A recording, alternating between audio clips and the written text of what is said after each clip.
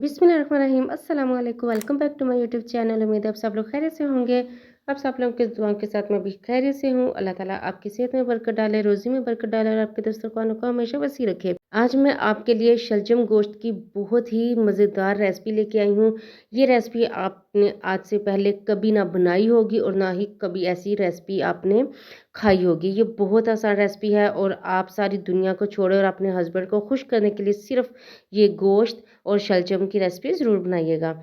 चलते हैं रेसिपी की तरफ। सबसे पहले आपने मेथी लेनी है और उसको इस तरह से बारीक काट के धो लेना है। हरी मिर्च लेनी है 4 से 5 अदद। फिर आपने शलजम, ये मैंने आधा किलो शलजम लिए थे, इसको अच्छे से छील के काट लिया है और इस तरह से दरमियाने टुकड़ों में काट लिया है और गोश्त आपने हस्बे ज़रूरत लेना है। अभी हम चलते हैं, रेसिपी बनाते हैं। बिस्मिल्लाहिर्रहमानिर्रहीम। सबसे पहले आपने देच की कढ़ाई, जिसमें भी आपने रेसिपी बनानी है, उसके अंदर आपने हस्बे ज़रूरत ऑयल डाल देना है। फिर इसके बाद आपने इसके अंदर एक दालचीनी, थोड़ी सी काली मिर्च और 1 टेबलस्पून ये जो सफ़ेद ज़ीरा होता है ना, इसको आपने डाल देना है और इसको हल्का सा जब गरम तेल में ये फ्राई होने स्टार्ट होना, तो फिर आपने इसके अंदर डालना है प्याज।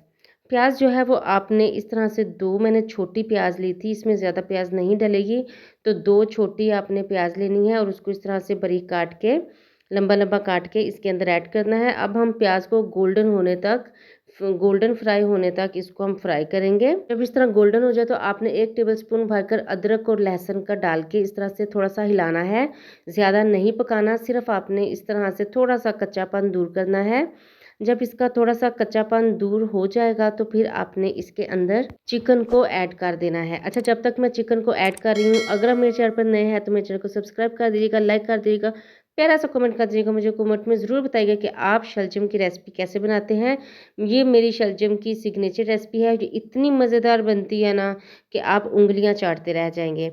अच्छा जी, ये चिकन को हमने डाल के थोड़ा सा हिलाया है। अब इसके अंदर 2 अदद टमाटर दरमियाने साइज़ के और 3 से 4 अदद इसके अंदर मैंने हरी मिर्च डाली हैं।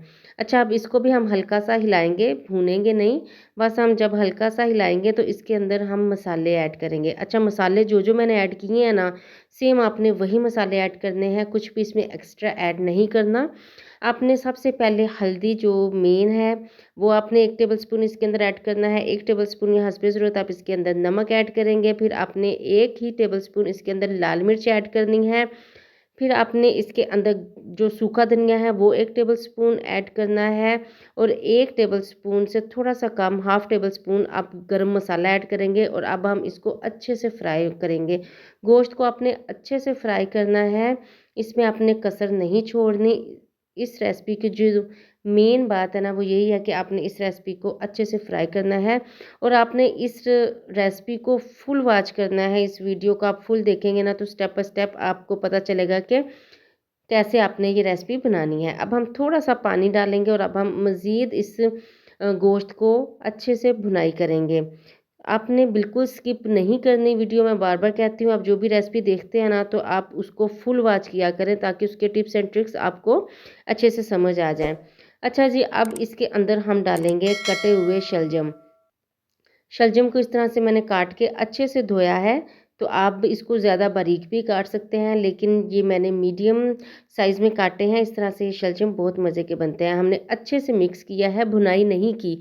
शलजम डाल के मैंने अच्छे से पहले मिक्स कर लिया है। अब इसके अंदर ये देखें, मैं 1 मुट्ठी भरकर कटी हुई, बारीक कटी हुई इसके अंदर मेथी डाल रही हूँ। इससे इतना ज़बरदस्त टेस्ट आता है ना कि आप हैरान रह जाएँगे कि आपने ये आज शलजम गोश्त किस तरह से बनाया है और ये रेसिपी आपको मिल कहाँ से गई है। सारे जो भी खाएँगे ना आपके हाथ के ये शलजम, वो उँगलियाँ चाटते रह जाएँगे। ख़ुसूसन अगर आपके हस्बैंड नाराज़ हैं ना, तो उनको ये रेसिपी बना के ज़रूर खिलाइएगा, बहुत मज़ेदार बनती है।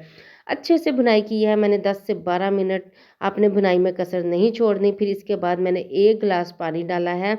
1 गिलास पानी डालने के बाद आपने इसको लो फ्लेम पे दम पर रख देना है, जिससे कि शलजम भी अच्छे से गल जाए, गोश्त भी गल जाए और पानी ड्राई होने तक आपने इसको इस तरह से दम पे रखे रहने देना है। मैं आपको बार-बार बता रही हूँ, लो फ्लेम पे रखेंगे तो शलजम अच्छे से गलेंगे। देखें जी, तकरीबन 15 मिनट के बाद मैंने इस तरह से दम को उठाया है। पानी भी अच्छे से खुश्क हो चुका है और शलजम भी हमारे बहुत ही सॉफ्ट, बहुत ही अच्छे से गल चुके हैं।